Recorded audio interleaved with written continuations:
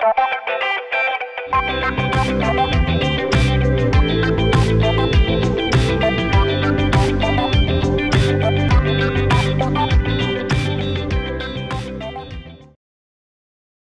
tout le monde. Je me présente, Robert Cloutier. Je suis le président de la section ICM à Amos. On a le plaisir de vous accueillir pour cette conférence ICM Amos. Malheureusement, en Zoom uniquement, le présentiel aurait vraiment été intéressant, mais qu'est-ce que vous voulez? On fait qu'est-ce qu'on peut avec les conditions sanitaires. Puis, on va continuer les conférences en Zoom et Facebook tant que les règles ne changeront pas. Je commence toujours par le merci aux commanditaires. Vous avez vu les commanditaires défiler avant la présentation. Vous les voyez aussi sur les envois courriels que je fais. C'est vraiment important. Sans nos commanditaires, on ne réussira pas à faire les activités qu'on fait. Puis à permettre aux gens de participer sans qu'il y ait de frais de membership. C'est vraiment les commanditaires qui vous permettent là, ou qui nous permettent de faire ça. On va avoir un prix de présence à la fin de la présentation. Normalement, c'est un cocktail qu'on a quand on est en présentiel, mais étant donné qu'on n'est pas en présentiel, j'ai encore beaucoup de retard dans les envois des prix de présence, là, mais j'étais à veille de faire le tour. Là. Mais les prix de présence ou les cocktails sont une présentation de ILEC Industrie, Forage Nordique, Sayona, puis Le Citoyen. Merci à nos commanditaires.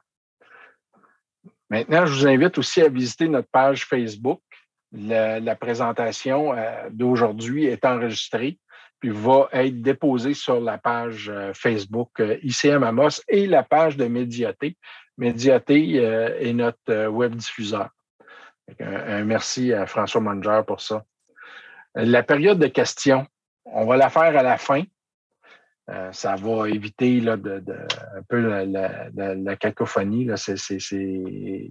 En présentiel, on peut lever la main, là, mais c'est plus difficile un petit peu avec Zoom, particulièrement Facebook. Les gens sur Facebook, vos questions, vous les mettez par écrit dans les commentaires, puis on va les lire aux conférenciers. À la fin, je vais envoyer, dans les jours qui viennent, en fait, je vais envoyer aux gens qui ont participé une présentation PDF de la conférence de ce soir. Pour être capable de vous envoyer cette présentation-là, il faut que je sois capable de vous enregistrer, de savoir qui vous êtes. Puis, évidemment, j'ai besoin de votre adresse courriel. Les gens qui participent pour la première fois, s'il vous plaît, au milieu, en bas de votre écran, vous avez, il y a un bouton chat qui apparaît.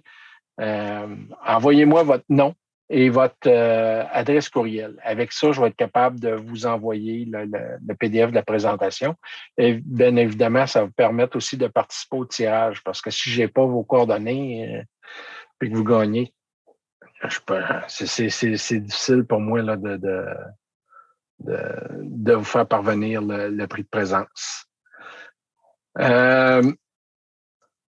La conférence de ce soir est donnée par M. Guy Laliberté, qui est chef de direction chez Sayona Québec, Mme Cindy Valence, directrice des affaires externes, Mme Annie Blier, directrice environnement, et M.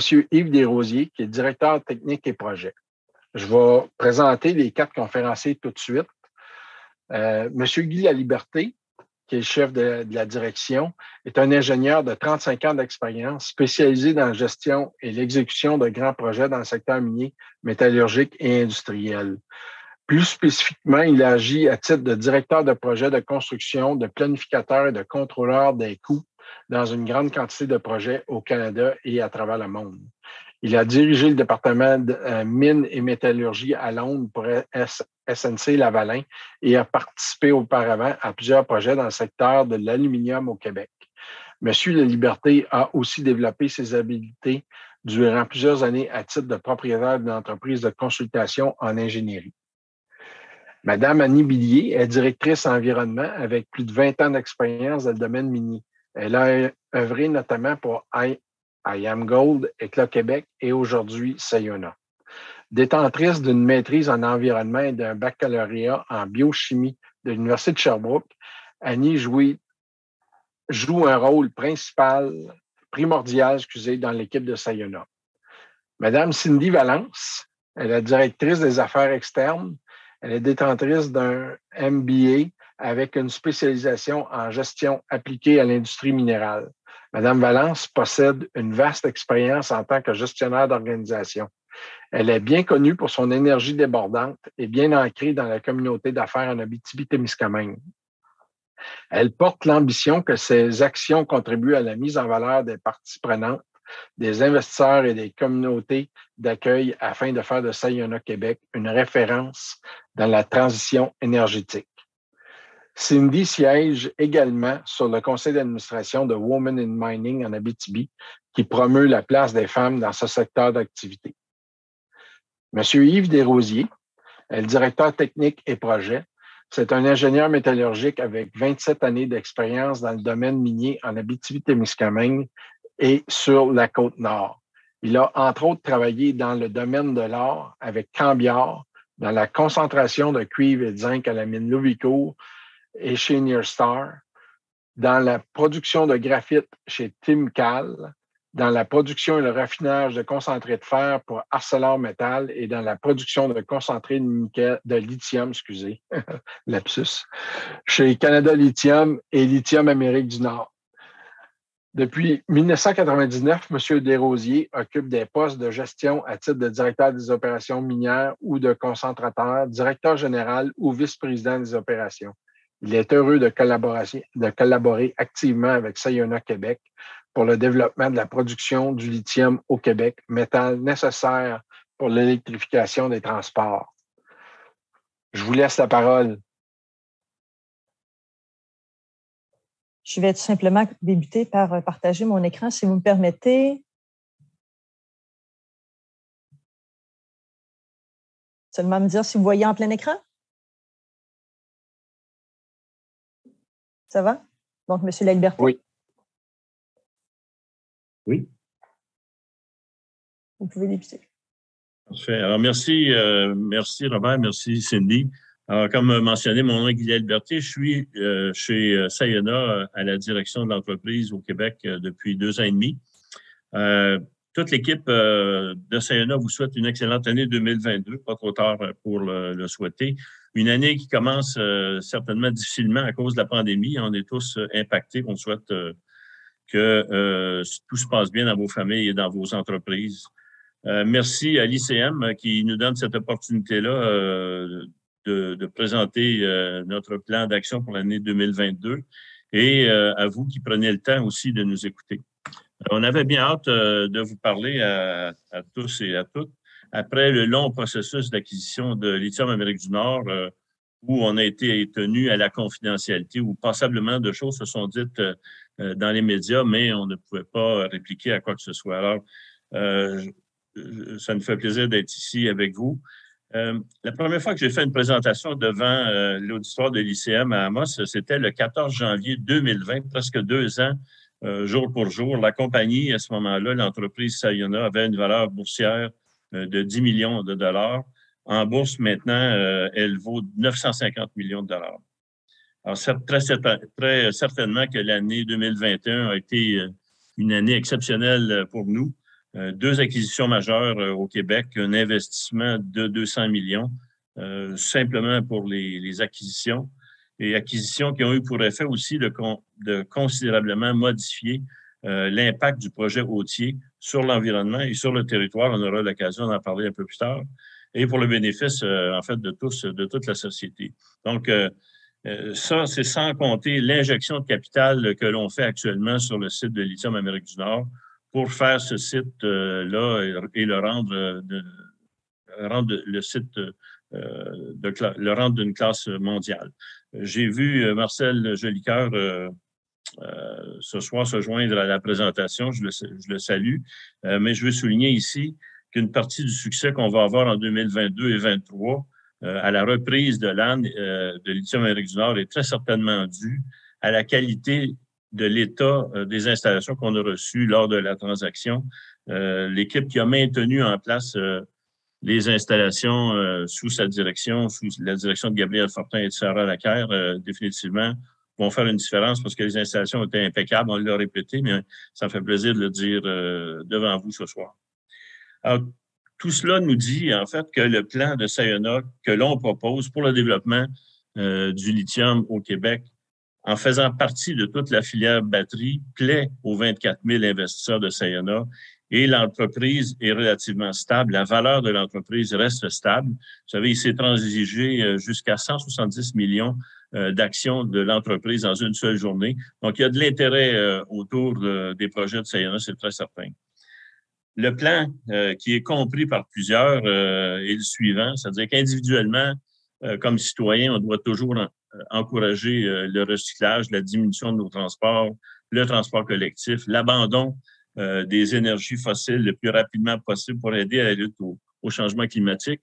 Mais collectivement, le Québec, et particulièrement l'Abitibi-Témiscamingue, a une chance unique dans le monde de construire des projets reliés à l'électrification des transports ou au stockage d'énergie avec une énergie verte, avec des salaires les plus avantageux comparativement aux conditions de travail, par exemple, dans le sud de l'Amérique, et avec une réglementation environnementale les plus sévères au monde, surtout comparativement à ce qui se passe en Asie.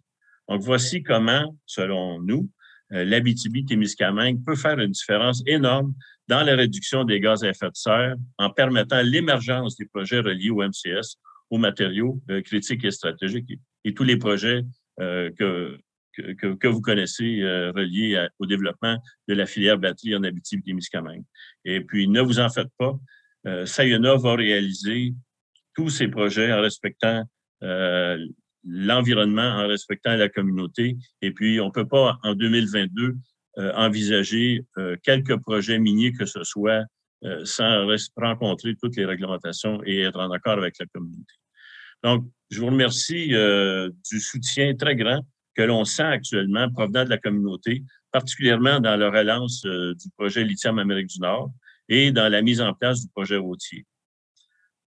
J'ai la chance maintenant de diriger une plus grande équipe et c'est le temps peut-être pour moi de vous la faire connaître davantage et une équipe qui va vous parler en détail de notre plan de développement 2022, particulièrement basé cette année sur la remise en opération du site de Lithium Amérique du Nord sous la direction de l'équipe d'Ezio Iannarino, très certainement que vous connaissez pour plusieurs d'entre vous. Alors donc, je vais laisser la parole à Cindy, qui s'occupe des relations externes, comme on l'a mentionné, soutenue au développement durable par Annie Blier, notre directrice de l'environnement, ainsi qu'à Yves Desrosiers, que plusieurs connaissent par son expérience dans les projets précédents, et Yves, qui est maintenant directeur technique pour l'ensemble des projets de Sayona. Sayona, on dit souvent Sayona Québec, mais Sayona maintenant a créé 4 compagnies incorporées. On en parlera dans la présentation de ce soir. Donc, on est un peu plus étendu sur le territoire du Québec. Puis, je dois souligner aussi la venue récente de Carl Corriveau, membre de la Corporation des géologues du Québec, qui s'occupe de toute l'exploration, les campagnes d'exploration chez nous, et Philippe Caron, qui est en Abitibi, en santé et sécurité, qui s'est joint récemment à notre équipe. D'autres nominations s'en viennent, notamment celle d'un directeur général pour Lithium Amérique du Nord. Alors, je vous remercie et je vais laisser la parole maintenant au reste de l'équipe. Bien, merci, M. Laliberté. Merci à l'ICM. Merci à vous de nous recevoir dans le confort de votre foyer, chers participants. Donc, M. Laliberté, excellente introduction, justement. Donc, si vous nous permettez, on irait directement avec le sujet.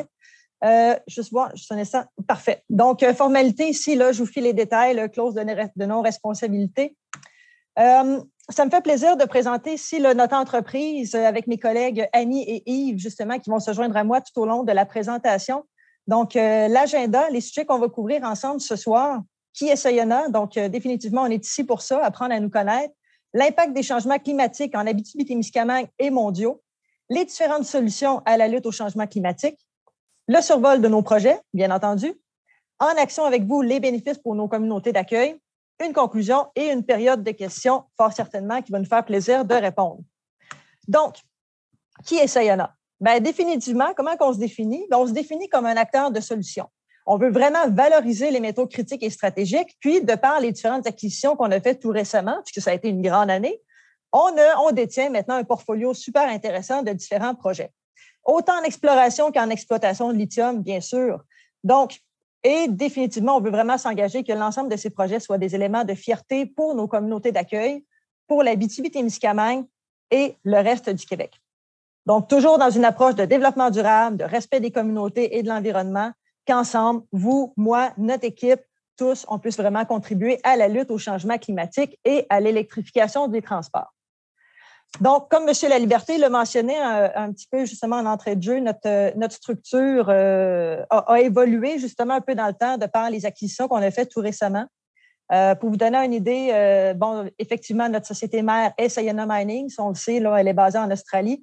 Par contre, fait intéressant, Sayona Inc., qu'on a développé maintenant ici comme une nouvelle entreprise, est 100% Québec, dirigée, bien entendu, par M. Laliberté. Point intéressant, 95% de la direction de Sayona Inc. est ici basée en Abitibi-Témiscamingue.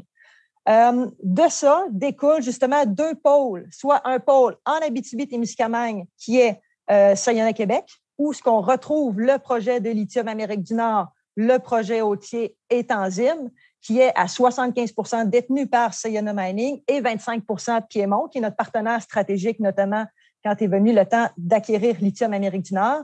Et d'un autre côté, on a une autre entreprise qui est Sayona Nord, où justement on a le projet Mont-Blanc, que lui, le projet Mont-Blanc, est détenu par Socam à 40% et Sayona Nord, notamment, à 60%. Donc, notre entreprise Sayona met en place justement deux pôles fort intéressants avec un portfolio de projets qui ne cesse de croître. Un autre fait intéressant, c'est qu'on est fiers de mentionner et de compter avec nous la communauté de Picogan comme propriétaire et partenaire de Sayona Mining de près de 1% de Sayona Mining. Donc, c'est une entente qui a été signée il y a environ 2 ans, justement dans le cadre d'une phase d'exploration dans le cadre du projet hôtier. Puis, on est toujours en discussion avec la communauté, puis on les met au fait des différents progrès sur les projets.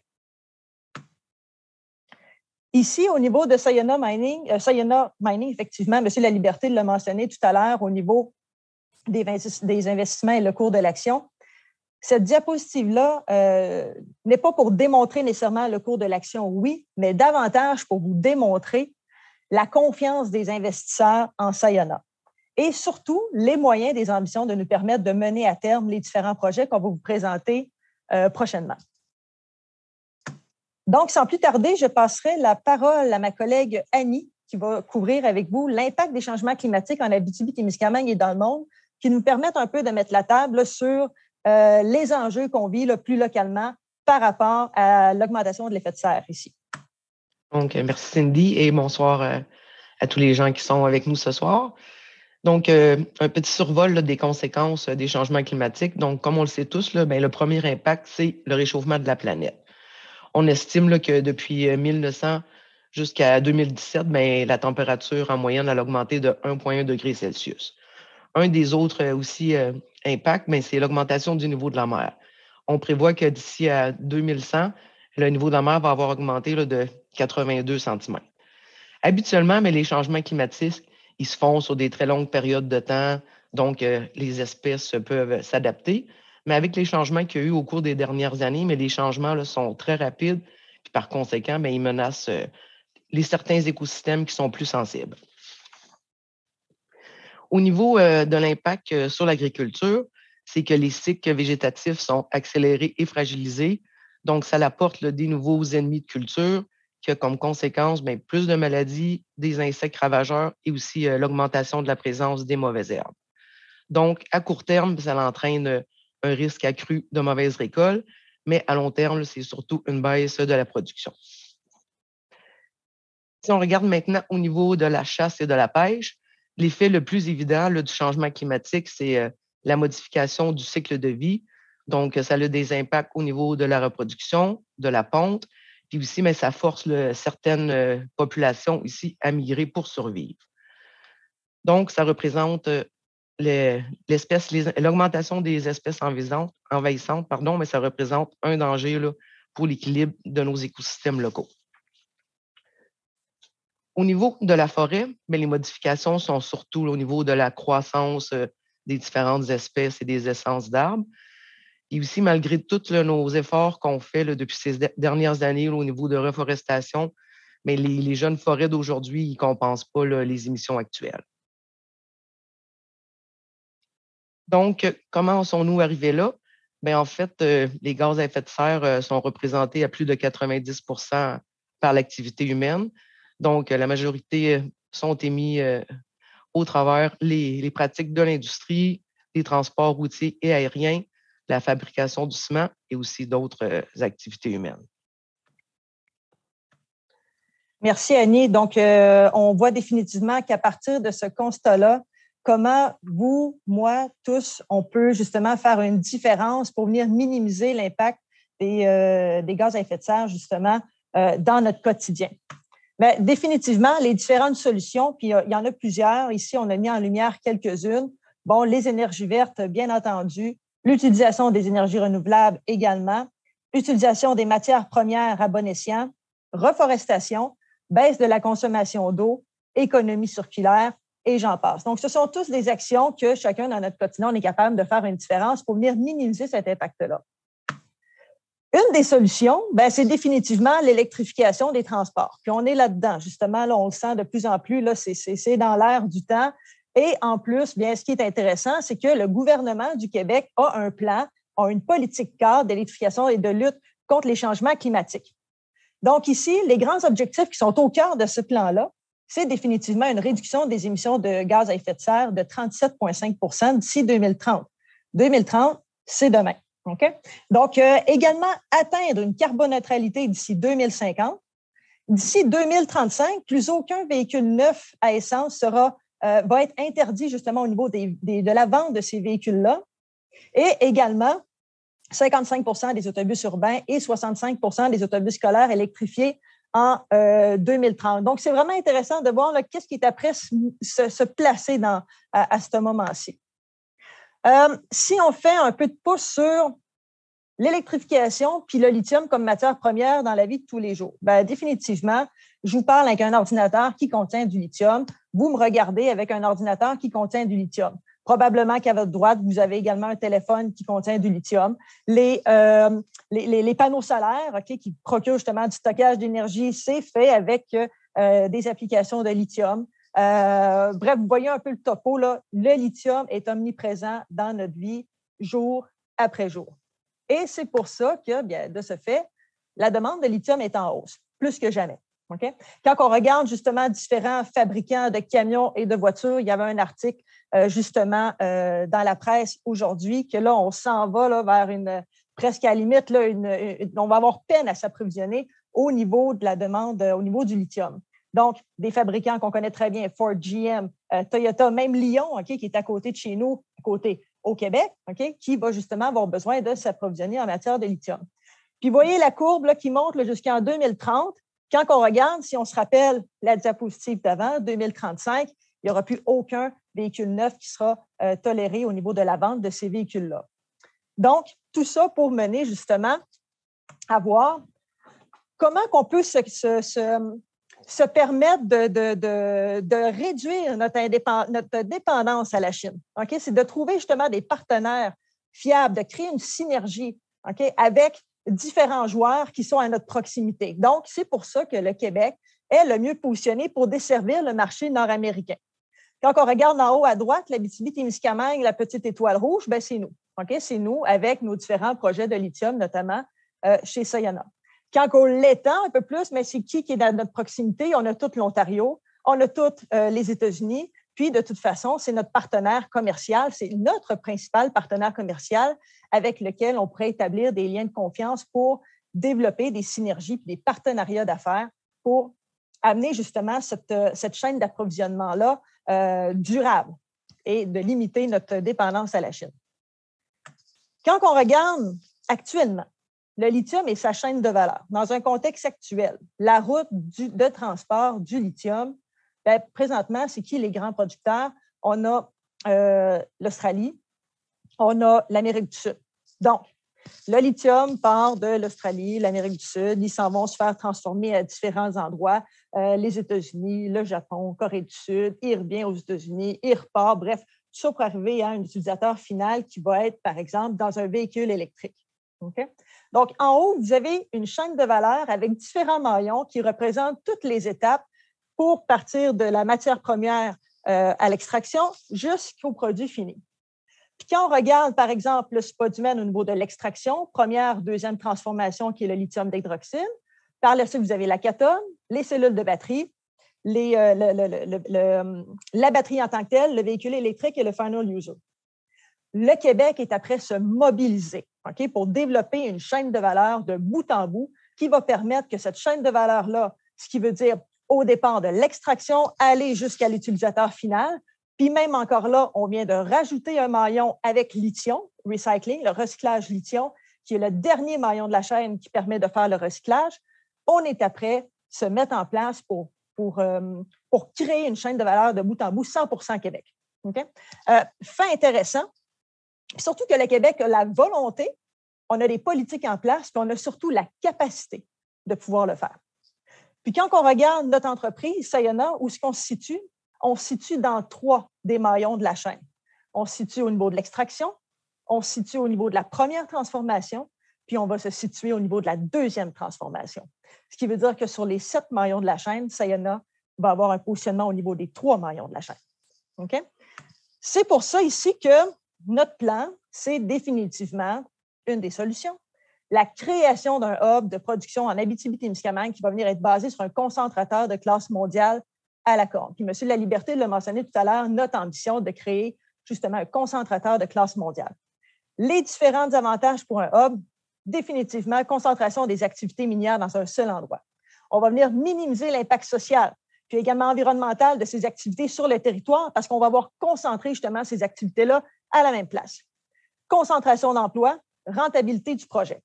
Ici, vous avez au cœur Lithium Amérique du Nord avec le concentrateur, puis vous avez à la gauche les différents projets. Lithium Amérique du Nord qui va alimenter le concentrateur, Autier qui va alimenter le concentrateur, Tanzim et différents gisements satellites qui pourraient, exemple, provenir de différentes mines avoisinantes qui ont besoin justement de faire traiter le minerai. Donc, notre positionnement, court, moyen, long terme, puis tantôt, je vous ai montré tout à l'heure la chaîne de valeur. Je vous ai parlé un peu de notre positionnement extraction première, deuxième transfo. Aujourd'hui, sur quoi qu'on travaille? Bien, définitivement, on vient d'acquérir Lithium Amérique du Nord au mois fin août, début septembre. On vient d'acquérir Mont-Blanc fin septembre. Bien, là, en ce moment, qu'est-ce qu'on est après faire? C'est de consolider la synergie à travers tous nos différents projets, puis de repartir la mine Lithium Amérique du Nord, définitivement. Donc, ce qu'on fait, c'est qu'on intègre les différentes opérations d'Autier et de Lithium Amérique du Nord. On est dans l'acquisition de permis. Annie et Yves, on en parlait tout à l'heure au niveau des projets. On remet à neuf les différentes infrastructures de Lithium Amérique du Nord. Ça, c'est Day One à partir d'aujourd'hui. À moyen terme, puis là, on parle de 2023. En 2023, Q1 2023, on est en production. Ce qui veut dire que notre ambition à moyen terme, c'est de justement venir générer 6 % de concentré de spodumène aussitôt qu'on va redécoller la machine, comme on dit. Puis définitivement, toujours en continu, acquérir et s'associer avec différents autres partenaires pour acquérir de différents gisements au Québec. Puis à long terme, la grande clé, c'est définitivement d'avoir une deuxième transformation ici au Québec. Puis ce qui est intéressant, c'est qu'en parallèle, à partir de l'acquisition de Lithium Amérique du Nord, on est déjà en étude à savoir est-ce qu'on va aller vers une deuxième transformation de carbonate de lithium ou vers une deuxième transformation d'hydroxyde de lithium. Donc, définitivement, à partir de l'acquisition de Lithium Amérique du Nord à fin août, on est en mouvement pour justement atteindre cet objectif-là d'ici 2025, d'avoir première extraction, première, deuxième transformation ici au Québec.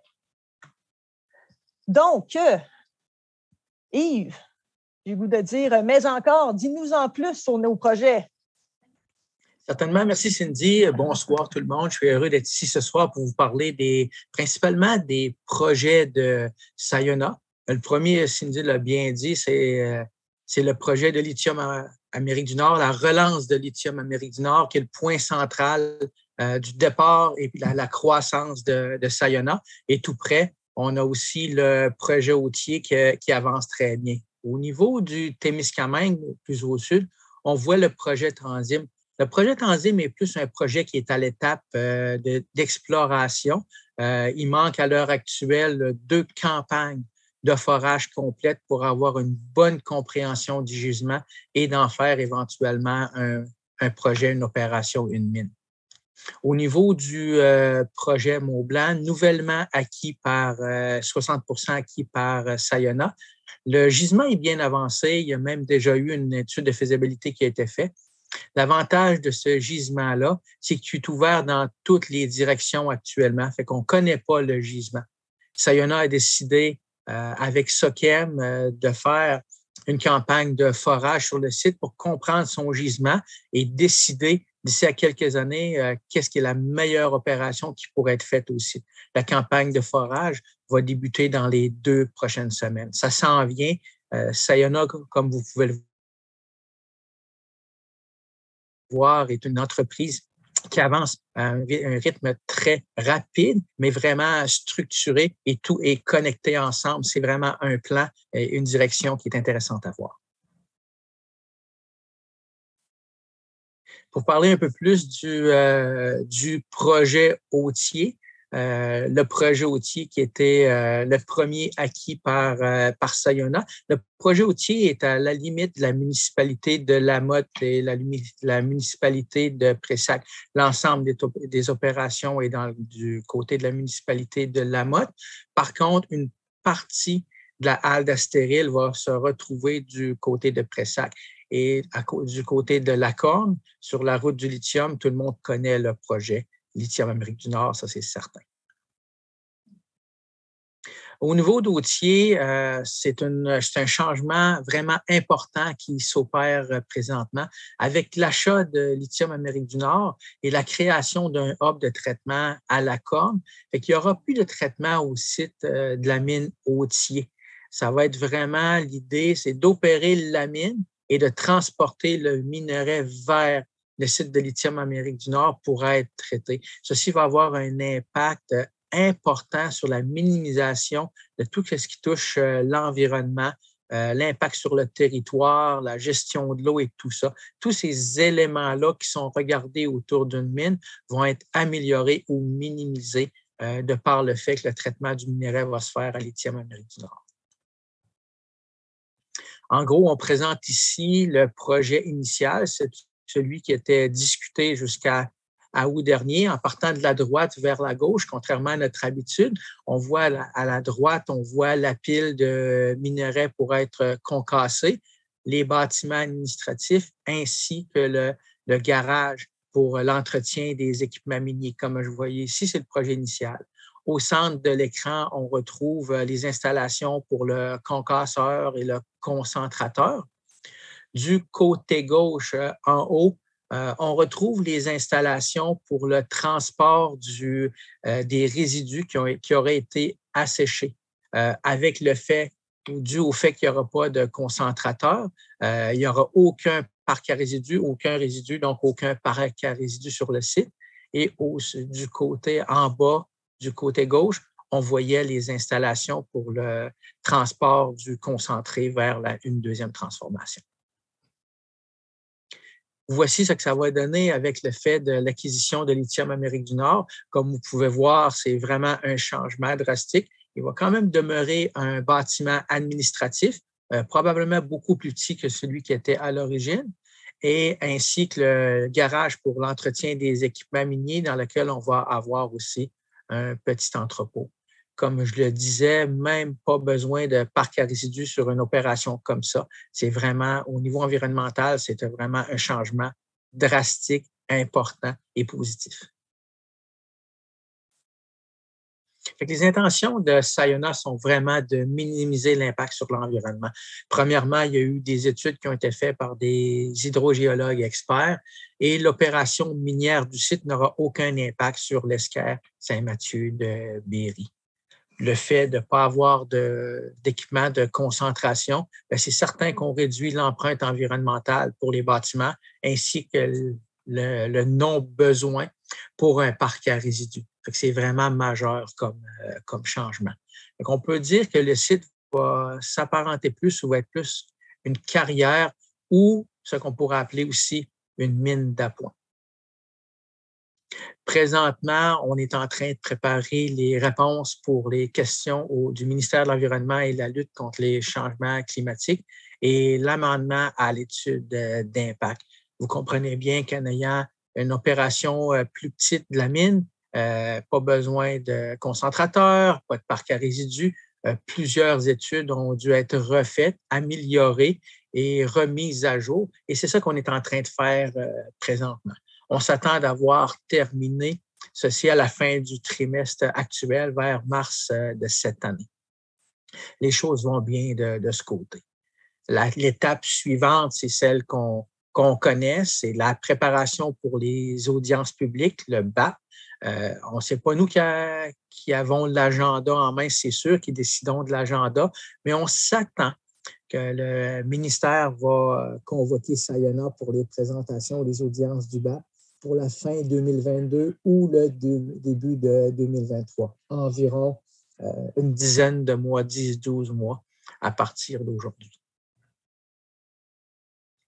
Sayona a fait un engagement très clair au niveau de l'utilisation de flottes de camions avec une énergie plus verte, utilisation plus verte. Présentement, il y a eu des discussions avec un manufacturier d'équipements miniers. C'est débuté pour s'en aller vers cette direction-là pour ce qui touche les équipements miniers. Pour le transport de minerais, on a pris une approche différente. On a mandaté une firme experte pour regarder avec tous les manufacturiers de camions quelles sont les technologies qui sont disponibles et l'avancement de ces technologies-là. Autant soit la technologie verte, une technologie hybride, une technologie à l'hydrogène. Les trois sont regardés présentement. Et l'engagement que Sayona fait publiquement et a fait dernièrement avec les ministères, c'est de mettre en place et d'utiliser ces types d'équipements lorsque la technologie va le permettre et va être assez développée pour travailler dans un milieu nordique comme celui de l'Abitibi. Aussitôt que la technologie va être disponible et accessible, Sayona s'engage à s'en aller vers cette direction. Le projet phare de Sayona, c'est bien sûr Lithium Amérique du Nord. À l'heure actuelle, on est en train de préparer la relance du site de Lithium Amérique du Nord, le redémarrage du concentrateur. À l'heure actuelle, on a un plan d'investissement entre 50 et 70 millions qu'on est en train de mettre en place. Et c'est important de le faire comme il faut. Ce que peu de gens savent, c'est lors de l'arrêt des opérations en 2019, le site allait relativement bien. Il y avait une production mensuelle de concentré de spodumène d'environ 10 500, 11 000 tonnes par mois, ce qui était bien. Et aussi, la teneur de concentré était d'environ 5,6, 5,7, des fois 5,8 spodumène. Il y avait quand même, même si la production était bonne, il y avait quand même un élément important. À tous les 24, 30, des fois jusqu'à 36 heures d'opération, il y avait un arrêt du concentrateur qui provenait du manque de minerais concassés. Le concasseur ne fournissait pas les besoins du concentrateur. Fait que Sayona, avant de reprendre les opérations, a décidé d'amener une opération stable et de mettre en place les équipements nécessaires pour fonctionner 30 jours par mois et non fonctionner 24 heures, arrêter 6 à 8 heures, fonctionner 30 heures, arrêter 6 à 8 heures, comme ça se produisait auparavant.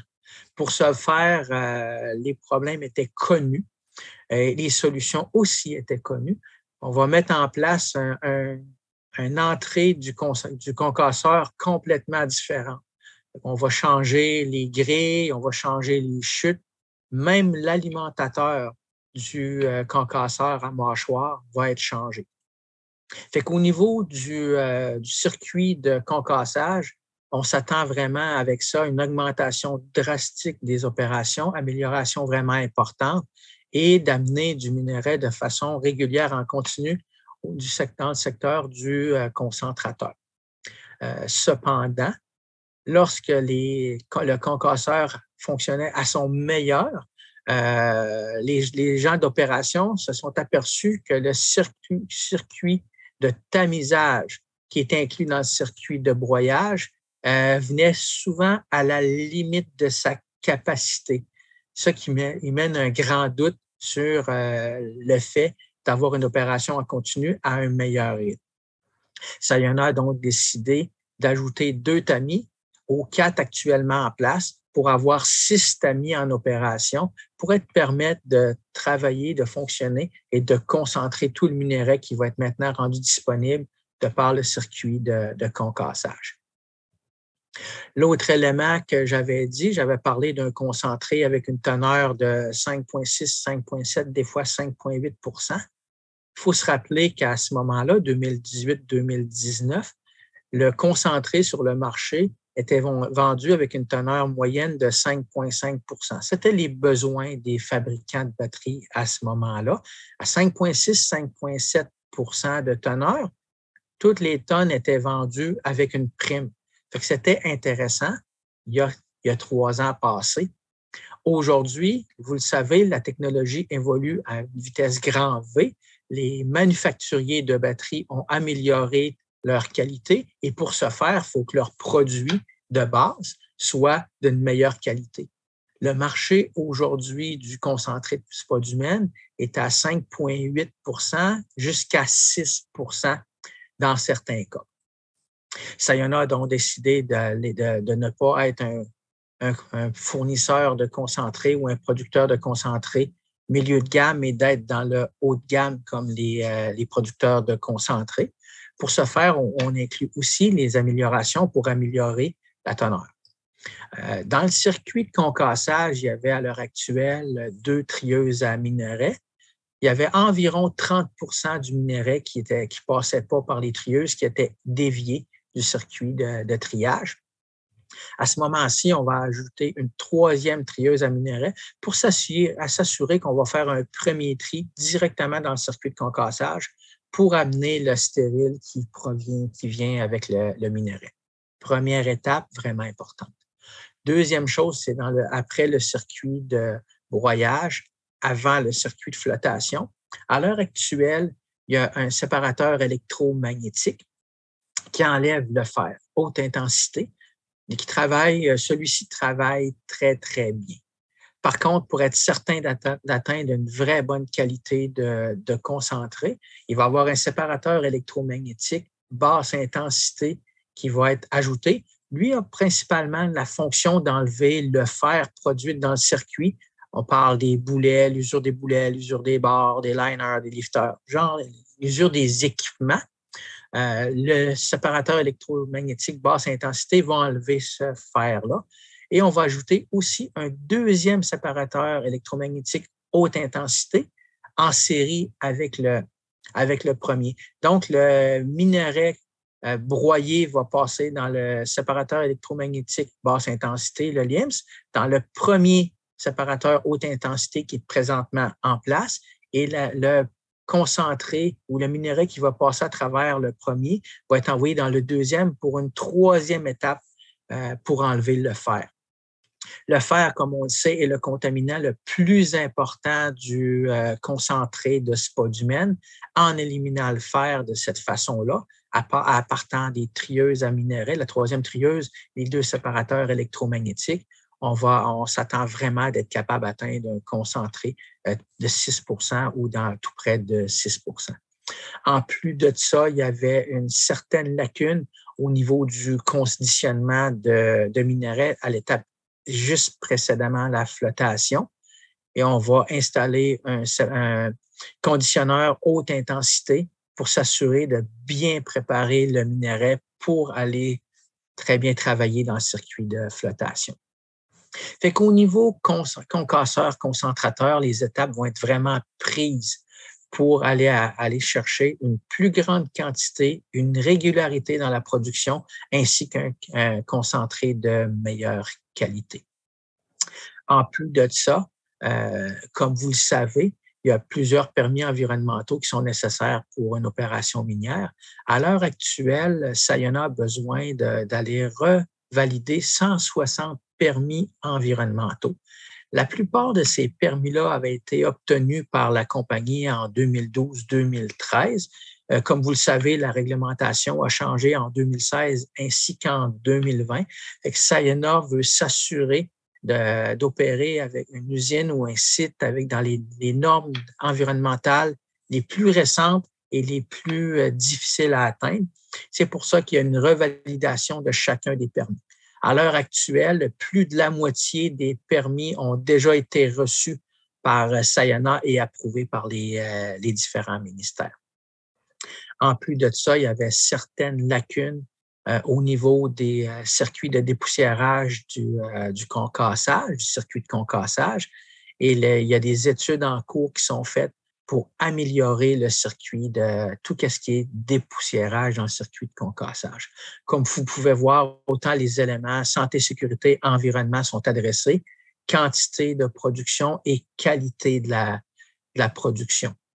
Fait que c'est vraiment bien qu'est-ce qui se passe avec Sayona et la nouvelle usine ou celle qui va être remise en opération au début de 2023. La remise en opération est prévue au début de 2023, dans Q1 2023, va être encore meilleure que ce qui se faisait dans le passé. Pour pouvoir opérer l'usine et le concentrateur au début de 2023, il va y avoir un bon plan d'embauche qui va être mis en place, principalement à l'été 2022 et en début de l'automne 2023.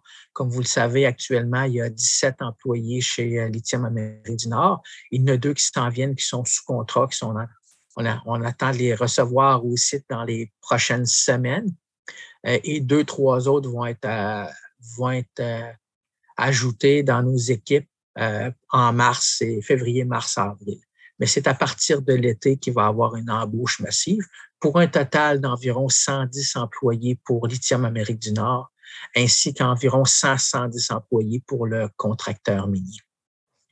Avec ça, Sayona va être bien positionné avec son concentrateur au site de LAN pour traiter le minerai de Hautier lorsqu'il va être disponible quelques mois après le départ des opérations de LAN et éventuellement, lorsque le gisement va être bien défini, le minerai qui va provenir de la mine Tanzil.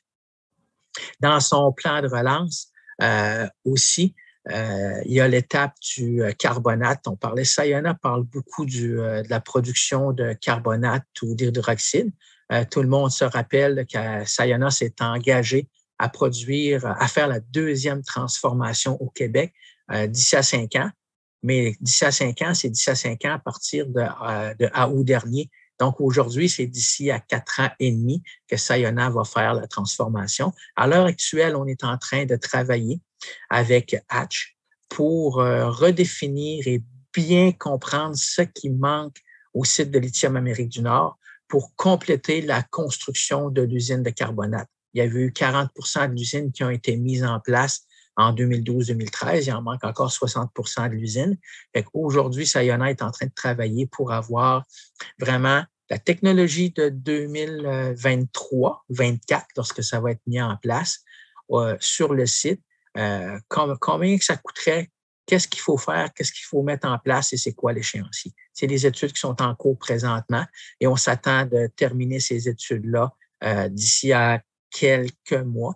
Fait qu'en début de l'année actuelle, Sayona va prendre la décision de remettre en place ou non, avec du carbonate ou d'hydroxyde, le site de 2e transformation à la côte. Vraiment une grosse étape qui se prépare présentement.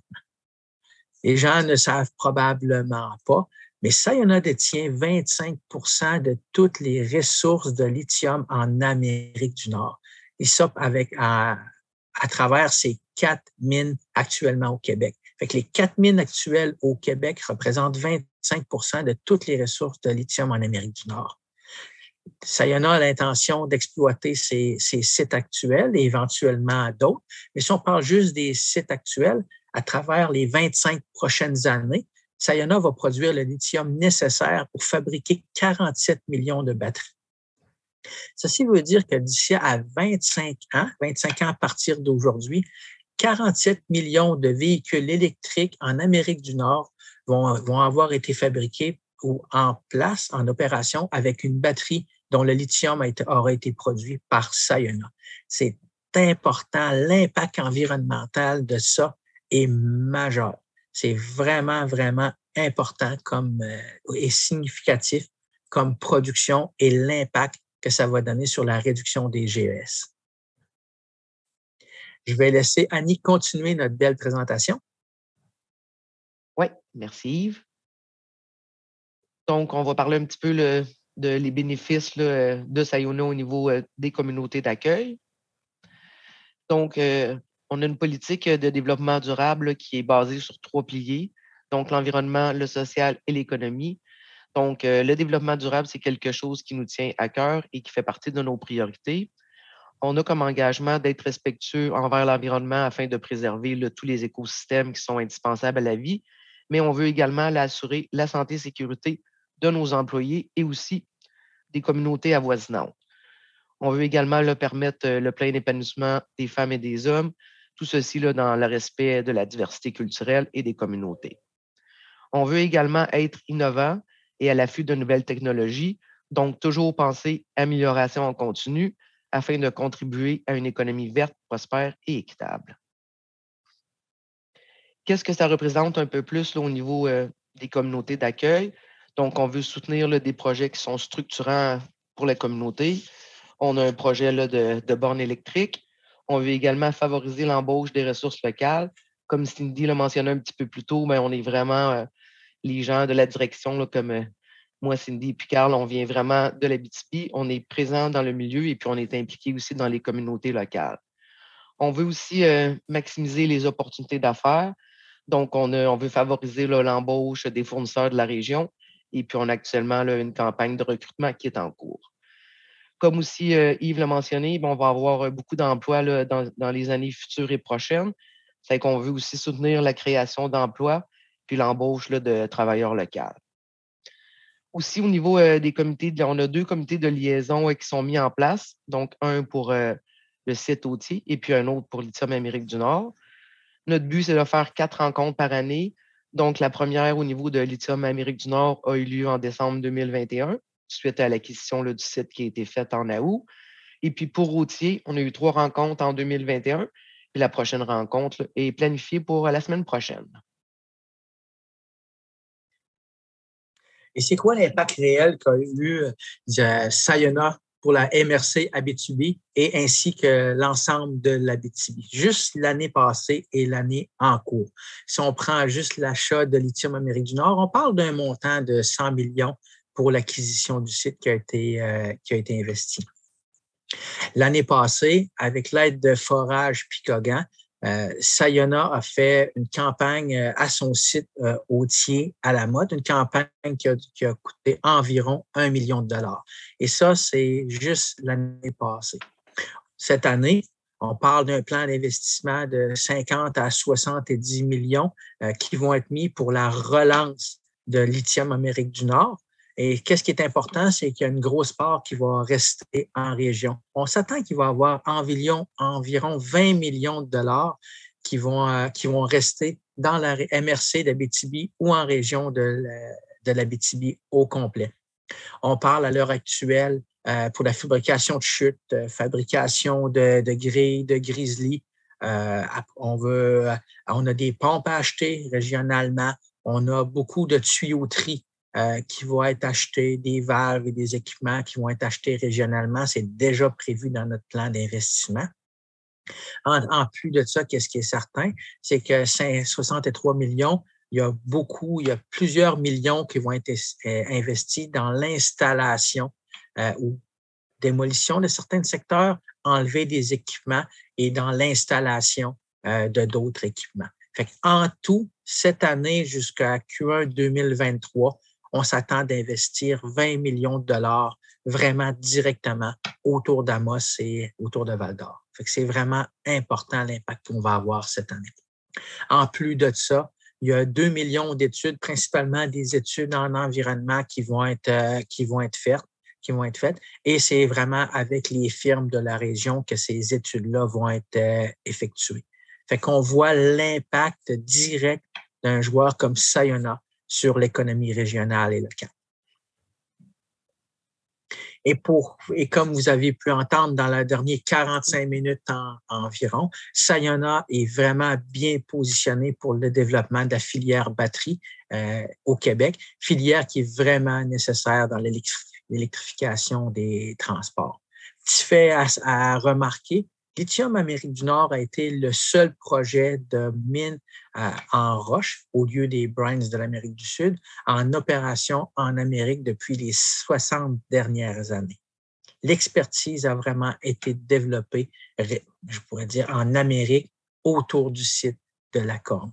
Comme je vous le disais précédemment, Sayona détient 25% des ressources et réserves de lithium en Amérique du Nord. C'est vraiment important. Et en plus de ça, Sayona a confirmé vraiment son intention de développer la seconde transformation, soit en carbonate ou en hydroxyde. Les décisions vont être prises bientôt dans les prochains mois. Mais la seconde transformation va être faite au Québec et le site qui était en évaluation présentement, c'est vraiment le site de Lithium Amérique du Nord.